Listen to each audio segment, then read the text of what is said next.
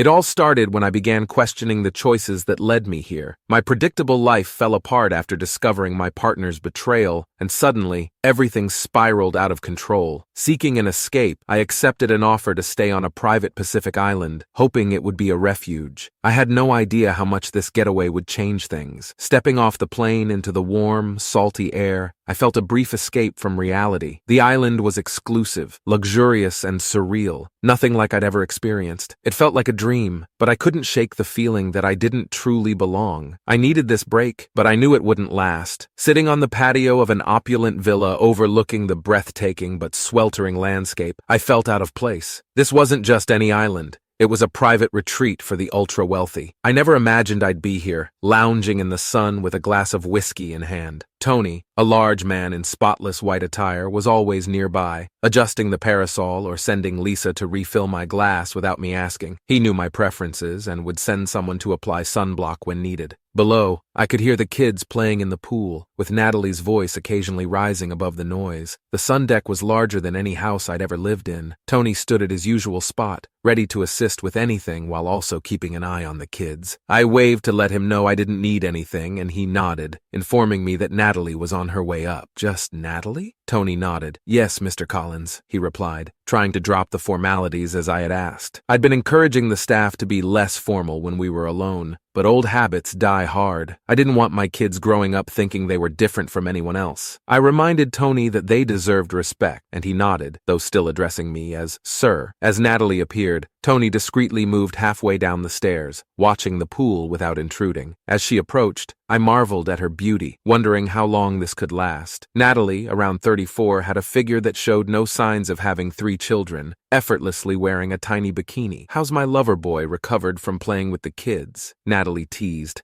trying to get a reaction from me. Exhausted, but not from the kids. You wore me out after last night, I replied. She giggled. It was a great night, made me feel young again. You really put me through my paces. I don't know how Terry had any energy left for Maya, I joked. Maya liked Zach, but wasn't wild about it. One climax was enough for her, she added. Sounds like some guys I knew in college, Natalie grinned. But enough about Maya. I sensed something was bothering you at breakfast. What's wrong? I hesitated but realized we needed to talk honestly. Natalie, I can't help but wonder when this bubble is going to burst. What bubble? She asked, concerned. All of this. You're a beautiful 34-year-old with wealth and luxury. Last night, those rich guys were all after you. Yeah, but they didn't get anywhere, did they? They just want to get in my pants, she interrupted with a grin. I can't blame them. You're stunning, especially in that bikini or that dress from last night. So you're jealous? Natalie teased. Don't worry, Collins. No one's getting anything from me while you're around. That's part of the problem, Natalie. You're amazing, and I'm just a 42-year-old mechanic. What did I do to deserve this? You married a woman who let my husband sleep with her, and you're better in bed than anyone I've been with, she laughed. Yeah, but this was supposed to be about getting back at our exes. I never expected it to turn into this. Hold on, Collins, Natalie interrupted, her tone serious. You haven't taken advantage of me. I chose to seduce you. And this house wasn't from Terry. It's been in my family for years, just like the others. Sorry, I didn't realize. But we come from different worlds, Natalie. I love it here and so do my girls. But the longer we stay, the harder it'll be to go back to normal. What do you mean by back to normal? She demanded. Natalie, I've grown to care for you more than I should. But eventually you'll want to get back to your old life and leave me behind. Jesus, Collins, what kind of shallow person do you think I am? She shot back. I don't think you're shallow,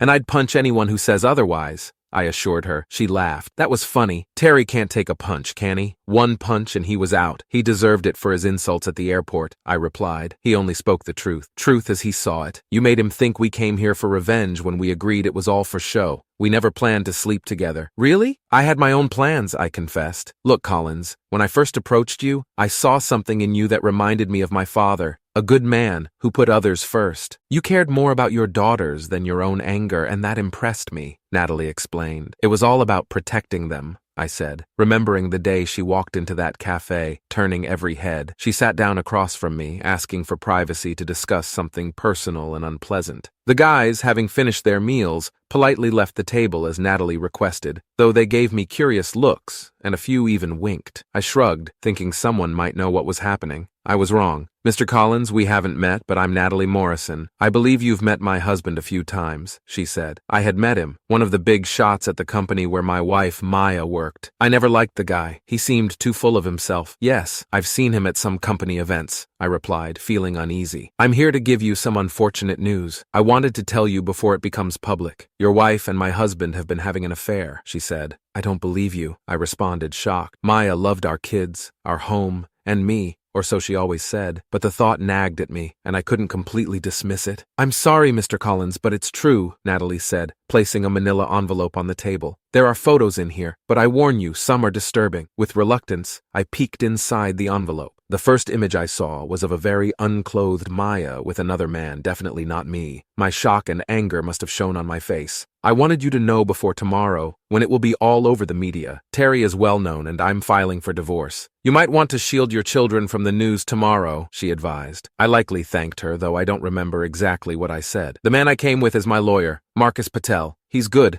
and if you need legal help, he's available. I've spoken to him, and he can handle your case at a reduced rate since I have him on retainer, Natalie added. My mind was a blur from the anger, though I quickly regained control, a skill I developed as a mechanic on busy roads. Yeah, divorce seems like the only option, I muttered, still in shock. Marcus Patel then approached. Don't rush into a divorce. It can be costly. You should talk to your wife first, maybe see a marriage counselor, he suggested. As he spoke, I continued glancing at the photos without fully pulling them out of the envelope, too overwhelmed to face them head on. Let me see, Natalie said, and I tilted the envelope so she could take a look. Oh my, that's from last Wednesday in your house. Terry is having sex with your wife while your kids are on the sofa watching TV. They didn't seem aware of what was happening, though, she explained. Are you telling me my wife was having sex with your husband while my kids were in the same room? I shouted, losing my temper again. Yes, but it looks like the kids were oblivious, completely focused on the TV, she replied. Jesus Christ, my wife was doing that with my kids right there, I yelled, drawing attention from everyone in the cafe. I guess marriage counseling is off the table then, Marcus Patel, her lawyer, interjected while scribbling on some forms. Absolutely, and I want custody of my kids, I responded firmly. That video will help with that.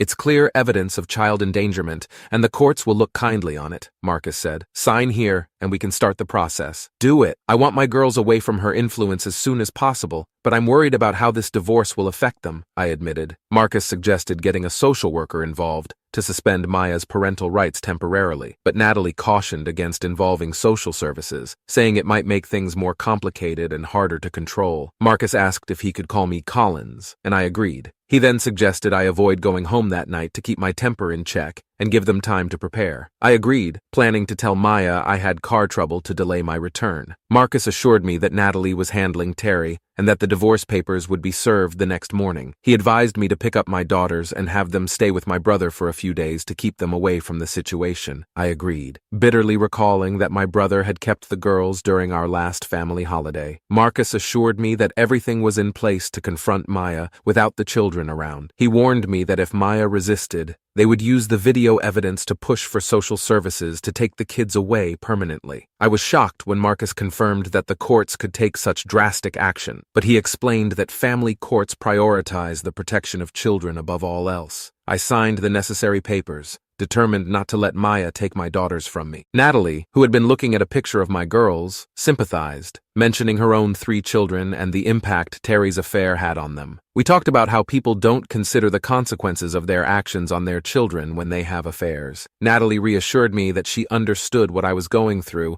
and that we would likely meet again. After they left, I called my boss to take time off and informed Maya that I wouldn't be home that night. The call went too smoothly, almost like she didn't care. Speaking to my daughters without getting emotional was difficult. Friday didn't go as planned. I picked up my daughters and took them to my brother's house, where he was ready to support me through the divorce. When I returned home, Rachel, a divorce lawyer from Marcus's office, was there to help. She informed me that Maya had already been served with the papers and seemed unfazed, while Terry looked less confident. Rachel suspected that Maya and Terry had been planning to leave us and that Maya's comment about moving the schedule up hinted at their plan. She also took precautions by placing microphones around the house to record any conversations, suspecting that Maya might try to accuse me of misuse. When Maya and Terry showed up with their lawyer, Henry Collins, tensions rose. Rachel handled the situation firmly, stating that the evidence would be used in the custody case, not the divorce. Maya was visibly angry, but eventually agreed to watch the video Rachel had prepared. After watching the video, Collins realized how damaging it would be for Maya in family court. Rachel then laid out our terms. Maya would move out immediately, we'd file for divorce on irreconcilable differences, and Maya would have supervised visitation with the girls. Though Maya was upset, she eventually agreed, knowing the evidence was too strong against her. The divorce process continued quietly. Though Maya wasn't happy about paying child support, despite everything, I never spoke badly about her in front of the girls, not wanting to alienate them from their mother. Rachel and her husband became close family friends, often visiting and helping with the girls. They even took the girls out occasionally, which gave me some much-needed breaks. Over time, the girls made new friends, though I didn't pay much attention to who they were. On Clara's 10th birthday, Maya showed up with her new partner, Jack, creating a tense atmosphere. Later, Rachel and her husband arrived with 2 children, and Natalie, who seemed oddly familiar to Terry. As Maya and Terry were leaving, one of the girls with Rachel waved and called out, "Hi, Daddy," revealing that Natalie and Terry had a more complicated connection than I had realized. "I think I got the better deal," Natalie called out. I figured she meant ditching her husband. Maya looked furious as she slammed the car door and said something to Terry, who waved to his kids before driving off, looking confused. "Sorry, I hoped they'd be gone before we arrived," Rachel said at the door. "Natalie's been wanting to talk, and James and I thought having her kids at Clara's party would be good since they get along well." I gave Rachel a questioning look, but before I could respond, Natalie asked, "Hi, Collins. Can we join the party?" James then rushed out, hugged Natalie, and brought everyone inside. Later, James explained, "Clara needed other kids at her party. She's still hesitant to bring school friends home with everything going on. We thought Natalie's kids, being in a similar situation, would be good company for her." Clara quickly bonded with Natalie's son, Max, nicknamed Frog, and the other kids got along well too, turning the party into a real celebration. Rachel and her husband organized games, clearly enjoying being around the kids, especially since they hadn't had any of their own. While I was outside for a smoke, Natalie approached me. "How are you holding up?" she asked. "Managing. How about you?" I replied. "Not much different. Terry was rarely home, always chasing deals, or so he said. I should have known better." "You suspected something?" I asked. I was foolish to believe him for so long. Terry's charming, but I should have questioned his true feelings. My father never trusted him, and now I'm glad he protected my inheritance. I feel sorry for your wife. She doesn't know what she's in for. Well, I don't. She deserves what she gets after what she did to me and the girls. Terry can be very persuasive. Your wife probably didn't see it coming, but she will eventually. She's good at her job, though. Is she? Or did she get there because of her connection to Terry? No, I think it's the opposite. Maya's talented and holds influence in her company. Terry likely saw that and latched on for his own gain. I wasn't sure how to respond, realizing I didn't know much about Maya's work. Maybe that had been part of the problem. Natalie continued, "Terry will do anything to get ahead, which is likely why he married me because of my father's connections. But after my father retired and secured my inheritance, I became less useful to him. I probably offered my condolences for her father's passing, and the conversation shifted to our families and hopes for our kids. My disappointment in Maya's betrayal crept in, and Natalie shared that she was a stay-at-home mom. She smiled when I mentioned the challenges of raising 3 kids and managing a household. Natalie was still smiling when James found us and said Frog was looking for his mother. Frog then asked if Clara and Lucy could come over the next day so he could teach Clara how to dive. I suspected he just wanted to show off, but I agreed. Natalie invited James and his kids to join them for lunch, offering a day by the pool. The next morning, I found myself driving my 2 kids and James's eldest, following Jack, who had directions to Natalie's house, with James and her other 3 kids in his car. We wound through narrow country lanes. It was sunny but not warm, and I mentioned the cool temperature to James. He assured me the pool must be heated, since Natalie had invited the kids for a swim. Just as I started to think Jack was lost, he turned into the drive of a massive country house. I expected a large house with a pool, but nothing like this. There was even a gatehouse at the entrance. I wasn't sure we were in the right place until Frog and the twins ran out to greet us. The kids rushed into the mansion, and Natalie appeared, looking effortlessly elegant in cut-off jeans and a blouse. She led us through the house to a large conservatory, now an indoor pool, where 3 young people were swimming, college students who helped with the kids on weekends, as she explained. After introductions, our kids returned, changed, and ready for the pool. During the day, I noticed the boy, Jeremy, sizing me up, and the 2 girls chatted with me briefly before whispering among themselves. Nothing significant happened, except that all the adults, including me, eventually donned swimsuits. Natalie had a stash for guests. One thing stood out. Jack couldn't take his eyes off James in her suit. Whatever she wore must have worked because she called me the next day to say Jack proposed to her that night. Jack was a good guy, and I could tell he was thoughtful when he traded his BMW for a family-friendly vehicle to accommodate James and the kids. After that day, visiting Natalie's house became a regular weekend event. Saturdays were usually spent at my house, and Sundays at hers, with Jack, James, and their kids often joining us. Over time, I met some of Natalie's relatives, including Uncle Philip, who loved clay pigeon shooting, and Aunt Helen, a formidable woman who reminded me of Lady Bracknell from The Importance of Being Earnest. Helen was terrifying to most adults, but was kind and influential with the kids, especially my daughters, who suddenly became more diligent with chores and homework after talking with her. One evening, Rachel handed me an envelope as I opened the door. "All signed and sealed," she said, smiling. "The judge added one order. Maya gets 60 visits a year, supervised, and Terry can't be present even if they marry. So it's done." "We're divorced?" I asked. "Yes, almost. The paperwork still needs to be finalized, but you're free. Maya has to pay child support monthly or the court will step in," Rachel replied. "Thanks, Rachel. I guess I'll be seeing your bill soon," I said. "No, Maya's paying that too. The judge saw your income compared to hers and decided she should cover your legal expenses. He also agreed you could have asked for spousal support until the girls are grown, but you chose not to." "Thanks, Rachel. I'm not broke, but I'll need to budget carefully." Rachel scolded me for not taking more from Maya.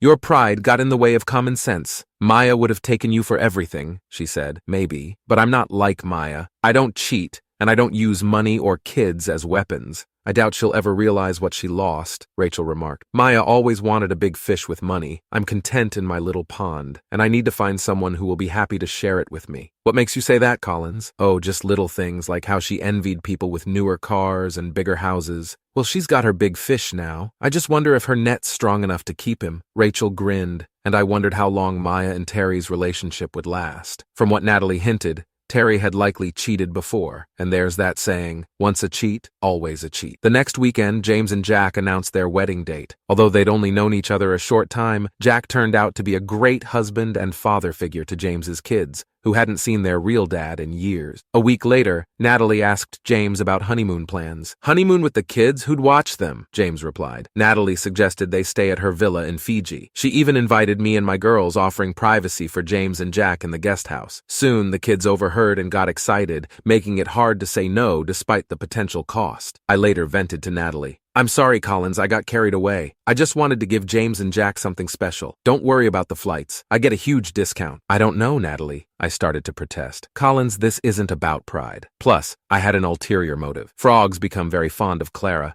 and he was planning to stay with Aunt Helen unless she joined us." "They're only 10, I said. "Kids grow up fast these days," Natalie replied. "But yes, there's more. I thought it would be amusing if Maya and Terry thought we were getting closer. We could put on a little show at the airport." "A show?" I asked, surprised by her choice of words. "Yes, let them think we're more than friends. It'll tick them off," Natalie said with a mischievous grin. "Did you just say tick off?" I asked, surprised by her language. "Yes, Collins. I may have gone to a fancy school, but that doesn't mean I can't speak plainly," Natalie giggled. "So, will you go along with my plan or disappoint the kids?" she asked. "You're a wicked woman, Natalie. You made sure Frog would hear your invitation, didn't you?" "Yes," she admitted, "but it was his idea to invite you all. He just had his own reasons." "Fine, we'll go, but let's not overdo it in front of the kids." "Of course," Natalie replied, though her tone hinted at mischief. As weeks passed, I avoided newspapers, which were filled with stories about Natalie and Terry's legal battles and photos of Maya and Terry at various clubs. In the few articles I skimmed, Maya was painted as a femme fatale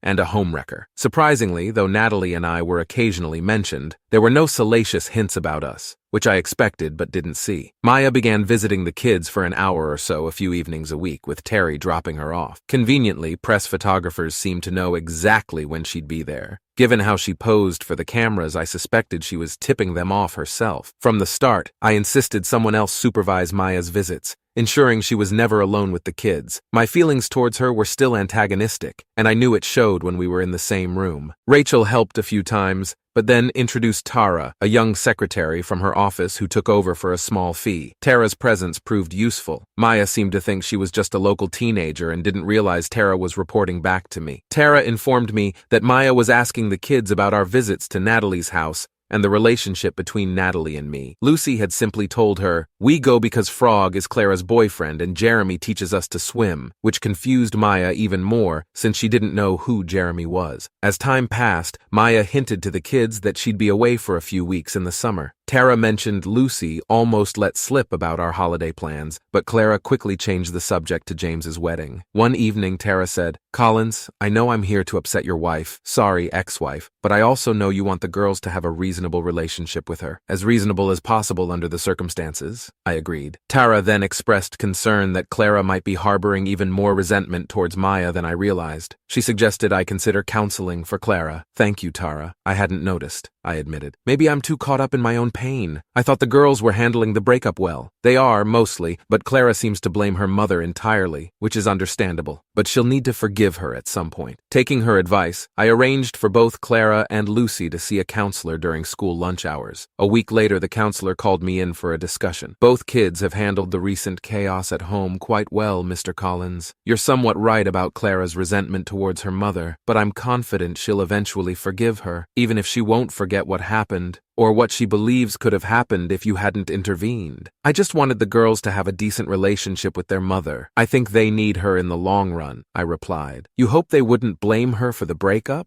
"Well, Clara figured out her mom was having an affair long before she left home. She also suspected her mom intended to take her and Lucy when she moved in with that man, which has made Clara despise him. She's not alone," I said. "I understand, Mr. Collins. Clara struggled with what to do before you found out. She wanted to tell you but feels guilty for not doing so sooner. That guilt has caused her significant stress, and it impacted her schoolwork badly. Both girls' studies suffered, but about 8 weeks ago they began to improve." "Aunt Helen," I said absent-mindedly. "Sorry?" "Oh, we met an older lady about 2 months ago. She spent a lot of time talking with the girls. I noticed they became more diligent with school and more helpful around the house afterward. It sounds like Aunt Helen has been a positive influence on them." "Yes, she has. Surprisingly, she's strict but clearly good with kids. They've only seen her a few times, but she always makes time for them individually. I think she's been a great influence on your girls. Encourage their relationship. But if you don't mind me asking, who is Natalie?" "Clara seems quite attached to her as well." "That likely has more to do with Frog. Natalie is his mother, and Clara and Frog have become close friends. If they were older, I'd say too close, if you know what I mean. By the way, Natalie is the wife of the man my wife is with now." "Oh, I apologize.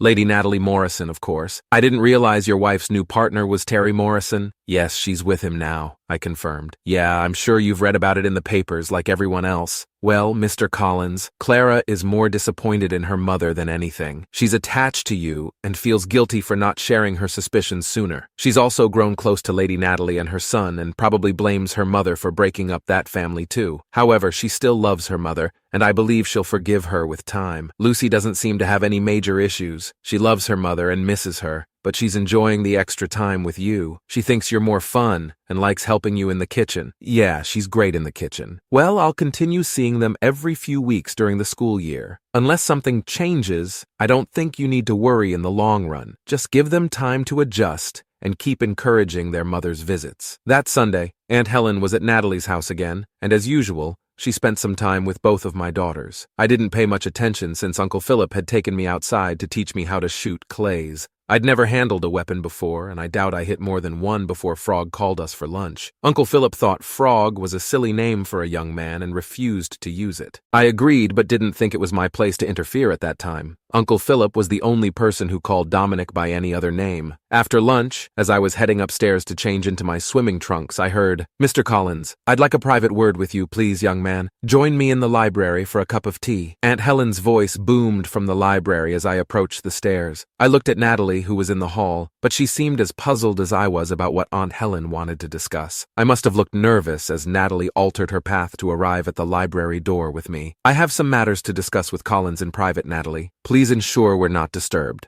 Aunt Helen said, dismissing her with a few words. I followed Aunt Helen into the library, where she pointed me to a chair with a wave of her walking stick. After she sat down, I followed suit. Moments later, one of Natalie's staff brought in a tea tray, which he set on the table between us before leaving with a respectful nod to Aunt Helen. "Collins, what's this nonsense about you having my girls see a psychiatrist?" she asked, referring to my daughters as her girls, which I took as affectionate. "They've been through a lot, and I was concerned about Clara's hostility towards her mother," I replied. I wasn't upset by Aunt Helen's interference. She clearly cared about the girls and was an intelligent woman. Not surprising, considering her mother's poor choice in Terry. I've always known he was trouble, but don't worry. Clara will get over her anger eventually. Kids are resilient. That's pretty much what the counselor said. I admitted. See, if you had asked me first, you could have saved some money, she replied, handing me a cup of tea. Then she gave me one of her intense looks. Now, what are your intentions toward my niece? She asked. Sorry, my intentions towards who? Natalie, young man. You're here every weekend.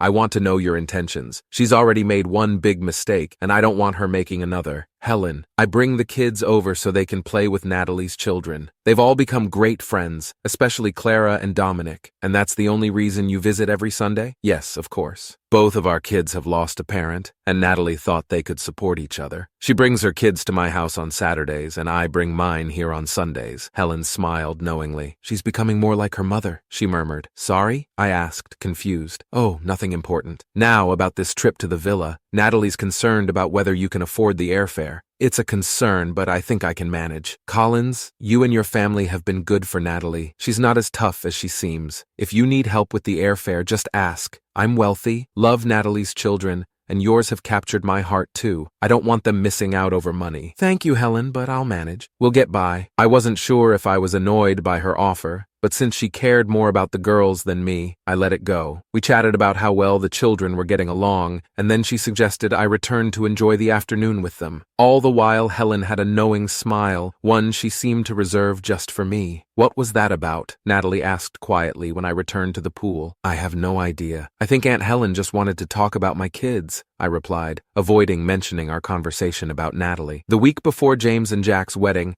I decided to surprise Maya about our Pacific holiday. The girls hadn't told Maya where we were going. After learning about Clara's hostility towards her mother, I had wired the lounge with a microphone connected to an old tape recorder in my bedroom, just to satisfy my curiosity. I often heard Maya mention her upcoming cruise, and how she wouldn't be able to visit the kids in late June and most of July. Lucy would always respond, "Daddy's taking us away for summer," without revealing where. I figured Clara had sworn her to secrecy. Maya repeatedly tried to convince the girls that a cruise would be better than a couple of weeks in Dartford, and wanted them to persuade me to let them go with her. Dartford had been Maya's idea of a perfect holiday, as it was where her parents took her as a child. We had vacationed there every year, and she had always refused to consider going elsewhere, especially out of the country. Maya probably assumed I'd take the girls there again, but she was shocked when she saw Tara picking up the girls' passports that I had strategically placed on the coffee table before she arrived. "Why do you need passports?" Maya asked the girls. "Don't be silly, Mom. We need them to get on the airplane," Lucy replied. Clara seemed to know this was the day I planned to tell Maya about our trip to the Pacific, so she didn't stop her sister from spilling the beans. "Where are you flying to?" Maya demanded. "Daddy's taking us to the Pacific with some friends," Clara said with a hint of triumph. "We're staying in a big house with a pool like Frog's, but outside. Frog's going to teach us to sail and snorkel," Lucy added, eager to chime in. Maya went quiet for a moment. Tara, who was there as usual, later told me Maya looked like she'd been hit by a bus when she realized where we were going and who we were going with. "I need to speak to my husband," Maya suddenly said to Tara. "Where is he?" "If you mean your ex-husband, Mrs. Collins, he's probably in the kitchen or his workshop," Tara replied. Maya stormed into the kitchen, where she found me fiddling with an old video camera. "The girls say you're taking them to the Pacific," she said, as if I were leading them into danger. "Yes. We've been invited to a villa by a friend. And when were you planning to tell me? You're breaking your promise. How can I visit them if they're out there?" she demanded, sounding triumphant. I looked up slowly. "So,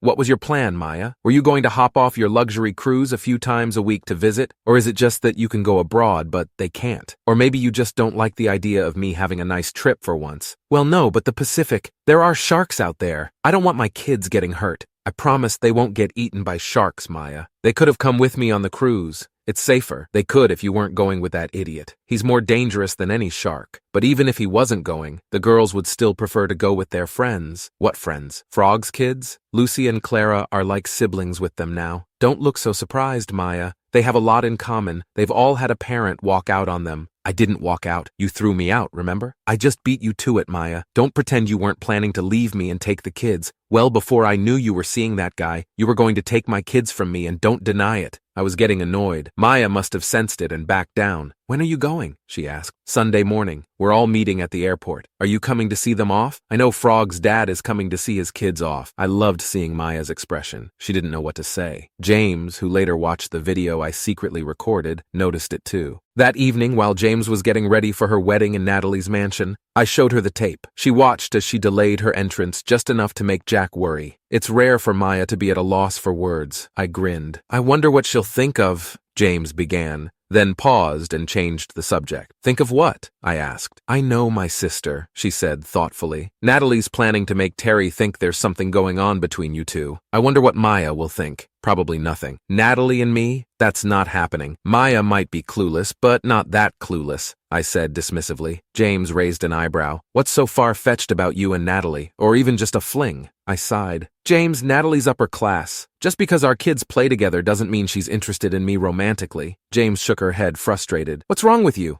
You've got more class in your little finger than Terry ever had. Just because Maya couldn't see it doesn't mean Natalie can't." I remained skeptical. "James, these people love to act like everyone's equal, but they'll put you in your place if you get too close. Natalie's just using us to get back at Terry. I'm sure she's only invited us over to get under his skin. Once she's had her fun, she'll be done with us." "You think?" James asked, doubt creeping into her voice. "James, did you see the guy who showed up here the other Sunday? That car alone costs over $250,000. That's more Natalie's type. She's got her reasons for having us around, but once the bubble bursts, I'm worried about how the girls will handle it. Clara's gotten really close to Dominic. Maybe I shouldn't have let it go this far," I confessed, concern evident in my tone. "But you do like Natalie, don't you? You fancy her?" James pressed. I hesitated before admitting, "I never said I didn't. She's beautiful, and Maya can't compare to her poise or class. Natalie always looks like she's about to walk out on a catwalk. If Terry wanted a trophy wife, he couldn't knock her. I have no idea why he went after my wife." "No, I mean, do you like Natalie as a person?" James clarified. "Yes, of course. At least the person I've seen so far," I conceded. "But I have to believe it's all an act. I know why she's being so friendly in the first place." "You do? What's her motive?" James asked, genuinely curious. "To upset Terry," I replied flatly. James shook her head. "I think you've become a pessimist. Can't you believe someone's just being genuine without an ulterior motive? Trust is a good word, James. I trusted Maya.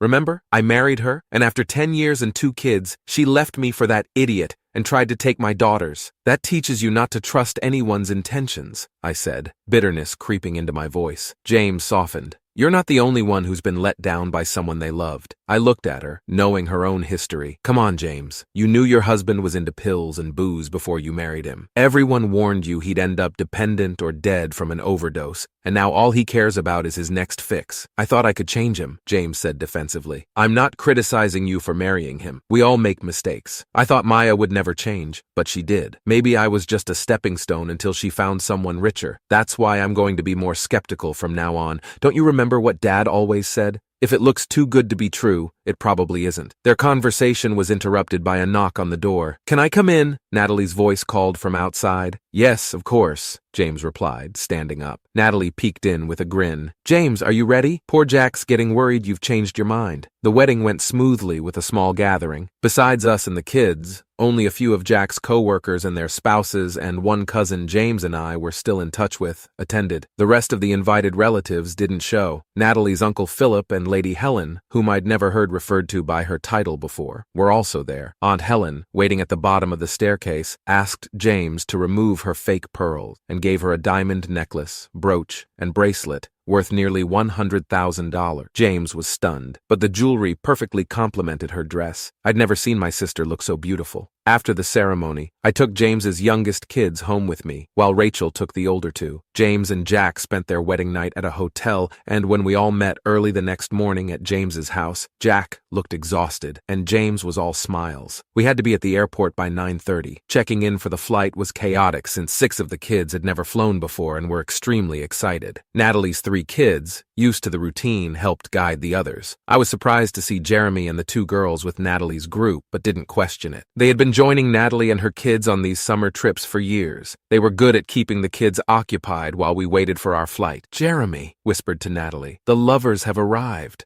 Jeremy spotted them coming from the car park. "We should separate our kids from James's." Unfortunately, Maya and Terry's arrival caused the 2 groups to converge. Lucy ran to her mom, and Clara followed but stayed nonchalant. Terry ignored his own kids to greet Lucy, which annoyed me, but I bit my tongue to avoid a scene. Meanwhile, Natalie and Terry had a heated exchange, with Terry accusing her of infidelity. I couldn't resist confronting him after he insulted her and implied I was just a van driver. I called out his hypocrisy, mentioning that a real jerk was someone who cheats on a loving partner. Terry took a swing at me, but I dodged and countered, landing a punch that sent him collapsing to the floor. The whole incident was caught by the press, who had appeared out of nowhere. After the altercation, Natalie apologized, saying she hadn't expected Terry to get violent. We regrouped with the kids and moved on. Natalie kissed me briefly, our first real physical contact, and I found I enjoyed it. No one mentioned the fight during the flight to Fiji. At the airport, Natalie was clearly well known and expected. We were treated like VIPs and met by a giant Fijian named Alex, who was in charge of the villa and the kids' safety. He insisted on carrying our bags,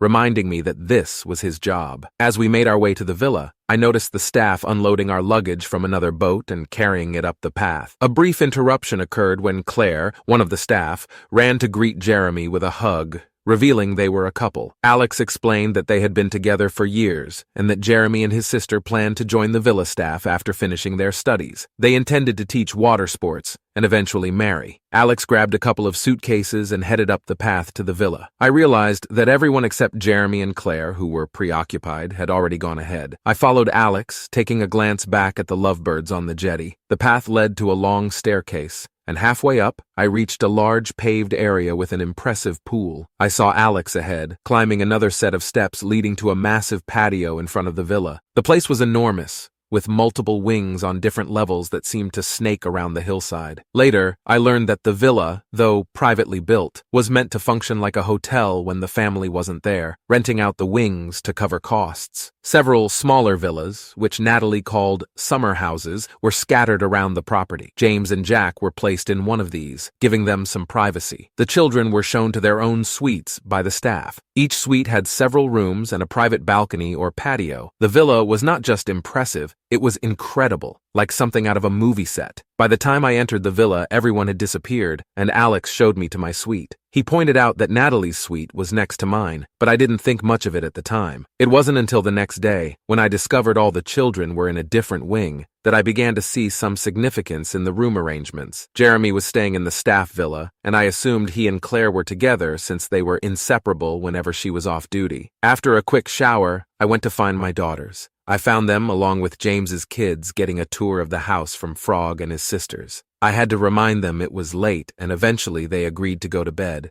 still excited from the day's events. As they headed to their rooms, I wandered onto the patio. "Can I get you something, sir? Coffee or something stronger?" Alex asked, appearing out of nowhere, a habit I soon got used to. "Call me Collins, and yeah, where's the bar? I could use a drink," I replied. Alex led me to the bar, where he mixed one of his special cocktails. We chatted for about an hour, during which Alex filled me in on the villa's history and talked a lot about Natalie's father, to whom Alex had been deeply devoted. It was clear that his devotion had transferred to Natalie after her father's passing. I don't know what time I finally went to bed, but I was abruptly awakened by Clara and Lucy jumping on me, eager to go swimming after breakfast. I got up, showered, put on my trunks under some shorts, and headed to the dining room, only to find everyone eating breakfast under a large canopy on the patio. Natalie greeted me in a tiny red bikini that left little to the imagination, with a chiffon sarong tied around her waist. She looked stunning. "Good morning, Collins. Did you sleep well?" she asked, smiling at me in a way I couldn't quite decipher. "Morning, Natalie. A bit hot, but I'll get used to it," I replied. She nodded and suggested, "If you close the shutters, you can turn on the air conditioning. We're trying to be environmentally friendly, so the aircon shuts off if the windows are open." After breakfast, we had some trouble convincing James's younger kids not to go looking for their parents. We spent the morning in the pool with the children, and I couldn't help but notice that Natalie and I kept reaching for the same beach ball, usually thrown by Frog. Later in the morning, I decided it was time to talk to Frog about his nickname. It was fine for a little kid, but he was 10 now, and it would soon be embarrassing in secondary school. I got my chance when he joined me on the balustrade where I was sitting with a drink. "You like my mother, don't you?" Dominic asked, surprising me with his directness. "Yes, Dominic, she's a very nice person," I responded. "And very beautiful," he added, not missing a beat. "Yes, she is. I think your father was a fool," I replied, trying to gauge his reaction. Dominic ignored my comment about his father and said, "She likes you too." "Glad to hear it," I said, wondering if he was trying to play matchmaker for his mother, but I shifted the conversation. "Dominic, about your nickname, Frog." "Yes, sir. It does get a bit—" He hesitated, searching for the right words. "It sounds a little young, especially if you have a girlfriend," I teased with a smile. "Girlfriend, sir?" he asked, a bit confused. "I'm talking about Clara. I'm not blind. You're sweet on her and she likes you too. Just make sure you behave yourself," I advised. He looked thoughtful for a moment. "Yes, sir. I'll try to do that." "Dominic, how about shortening Frog to just Dom?" I suggested. "Like the boy on that TV show?" he asked, catching on. "Exactly. It turns a silly name into a cool one," I explained. "Yes, I like that. But how do I get people to start calling me Dom?" he wondered. "Leave that to me. Just introduce yourself as Dominic or Dom and gently stop answering to Frog," I advised. "Thanks, Mr. Collins. I'll try," he said, grinning as he climbed down from the balustrade. Later that day, I noticed most of the children were calling him Dom, and even Natalie and the staff picked up on it quickly. I had a feeling Natalie had been watching us talk and smiled when I was the first to call him Dom while we played in the pool. That evening, I was alone on the patio watching Jeremy and Claire in the pool below. James and Jack showed up, dressed for a swim, and after a brief conversation, they joined them in the pool. "Enjoying the view?" Natalie asked, suddenly appearing by my side. "Not exactly. Just thinking the lights down there could be dimmed a bit," I replied, glancing at the brightly lit pool. "That's easy," Natalie said, then called out, "Alex, can we get mood lighting on the pool level?" Alex appeared almost instantly, as he always did, ready to adjust the lights as requested. Alex nodded and disappeared. Seconds later,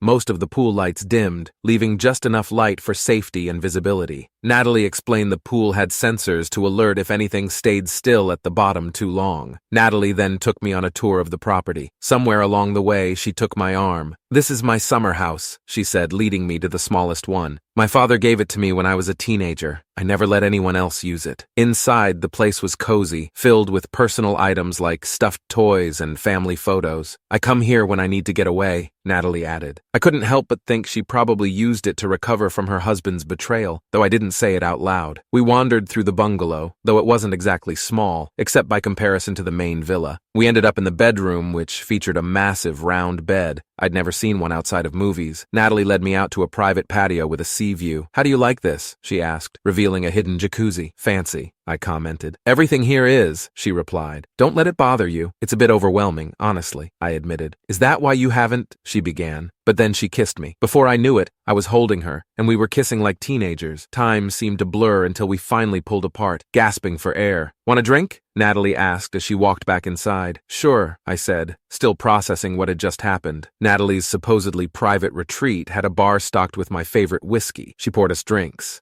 linking her arm with mine like in the movies. "To us," she toasted. "To us," I echoed, unsure if that was the right response. We sipped our drinks and kissed again. Then we made our way back to the patio. "How about a soak?" she asked. "I didn't bring trunks," I replied. "Who cares? It's nothing I haven't seen before," she grinned. Before I could protest, Natalie had slipped out of her clothes and into the jacuzzi. I followed, and for the next hour or so, we were lost in each other. At one point, a flashing light caught Natalie's eye. "Damn," she muttered, taking a call. "Sorry, Collins. The kids are asking where we are. We better head back." When we rejoined the group on the patio, Alex gave me a knowing look. I ended up playing chess with Dom, who quickly bested me, even in drafts. He outplayed me. We let the younger kids win at dominoes, though Dom was just as soft-hearted as me. The next day, Dom asked if I'd let him win. I told him, "If you're old enough to like my daughter, you're old enough to handle life's challenges." "I don't get it," he said. "Just don't go easy on me next time," I clarified. Later that evening, after the kids were in bed, Natalie and I found ourselves alone on the patio. The lights had gradually dimmed, leaving us in near darkness. Suddenly, Natalie was in my lap and we were kissing again. "Isn't this a bit public?" I suggested. "Let's go somewhere more private," she said. I noticed the last light over the table went out as we stepped inside. Alex, no doubt. But when we reached Natalie's suite, she kissed me goodnight and closed the door, leaving me confused. I went to my room, took a cold shower, and then stepped out onto my balcony. "Thought you'd never get here," Natalie's voice called from the balustrade. "What the? You wanted privacy, right? It wouldn't be good for the kids to see you entering my room," she teased. "You're full of surprises." I laughed, climbing over to her side. We spent most of the night together in her room. Alex even called to warn us when the kids were up in the morning. After that, Natalie would slip into my room every night, and we'd eventually move to hers. I was falling for her, despite knowing it might not last. The next month was a blur of swimming, water activities, and parties. We met all kinds of people, celebrities, politicians, even aristocrats, and some rich, handsome men who seemed interested in Natalie once her divorce was final. Jack and James had to leave after 2 weeks, but their kids stayed with us. Our planned holiday extended to 2 months. 7 weeks in, Natalie decided she wanted some alone time in her private summer house. Natalie brought up our first meeting again and kept insisting I was such a great guy. Even though I loved her, I knew deep down it couldn't last. We came from different worlds. "Come on, Natalie, you know you'll get tired of me soon," I said. "Why would you say that? Are you tired of me?" she asked, sounding hurt. "No, Natalie, I've fallen in love with you, but you deserve better." She kissed me. "Maybe I'm happy with who I found," she said. I reminded her of how her family might react, but she dismissed it, suggesting we forget everything and enjoy some time in her jacuzzi before the kids noticed we were gone. A few days later, Dom and Clara insisted I join them on one of the sailboats. I was hesitant at first, as I knew nothing about sailing, but eventually I agreed. After a couple of hours when we returned, Dom and Clara sailed away again after dropping me off. I walked up to the villa, which was strangely quiet. As I poured myself a drink, Aunt Helen suddenly appeared, cutting through the silence. "Lady Helen, I didn't know you were coming today," I said, surprised. "It's Aunt Helen to family," she corrected me. "I came to sort out this mess." "What mess? Is there an issue with Natalie's divorce?" "No, you're the problem," she replied, hinting at Natalie and me. I assumed she was there to kick me out, but then she mentioned a wedding. Confused, I asked, "What wedding?" "Yours and Natalie's. We can't have any illegitimate children in the family," she said, revealing that Natalie was pregnant. I was stunned. Natalie appeared behind me, confirming it. Helen then shared her own story, explaining how love, not status, mattered in their family. She handed me a ring, urging me to propose. I did, and Natalie accepted. Helen then suggested we retreat to Natalie's private house until dinner. 2 weeks after returning from the Pacific, Natalie and I got married. It was a small ceremony with just a few guests. I don't work much anymore, aside from helping around the estate. Clara and Lucy are adjusting well to their new school, especially Clara, who enjoys it as long as Dom is around. Natalie had another daughter, and all 5 kids adore her. Terry and Maya didn't last long after that. Terry got caught up in a dodgy deal and ended up in jail. Maya, who might have been the one to report him, is now married to a newspaper editor. She visits the girls occasionally. As for me, I've settled into life as a kept man, enjoying the peace and quiet, writing and spending time with my loving wife and our baby. Life goes on.